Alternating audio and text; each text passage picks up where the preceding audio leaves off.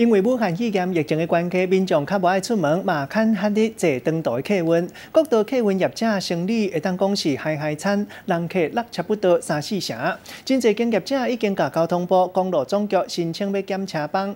今年年初才拄通车的北华客运出现着一班车，敢若一个人的情形。 包车的感觉，那我就可以随便吃。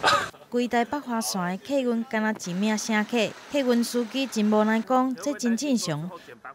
是速度好，然后又不要说太急这样，安全第一。受到武汉肺炎疫情的影响，民众拢尽量减少出门，嘛愈来愈少坐长途的大众运输工具。客运的业者是有苦，唔知要对谁讲起。平日的话，大概5到6个，受了疫情影响以后，那每一班车就剩下2个人左右，班车的成本的负担相当的高，最少每个小时保持1班车发1班车这样。业者表示，乘客足足减3、4成，若是无减班，成本伤悬。但是北华线属于6个月来新开的国道客运，目前无办法按照规定来检车帮。局里面大概也在针对这个部分，紧速在研拟一个一次性这个处置的原则。那有定案的话，马上就希望可以来协助这业者来进行这个减班后续的这个行政作业。 武汉肺炎的疫情继续咧烧，影响各行各业，政府甲业者互相来协调，要共同来渡过难关。记者综合报道。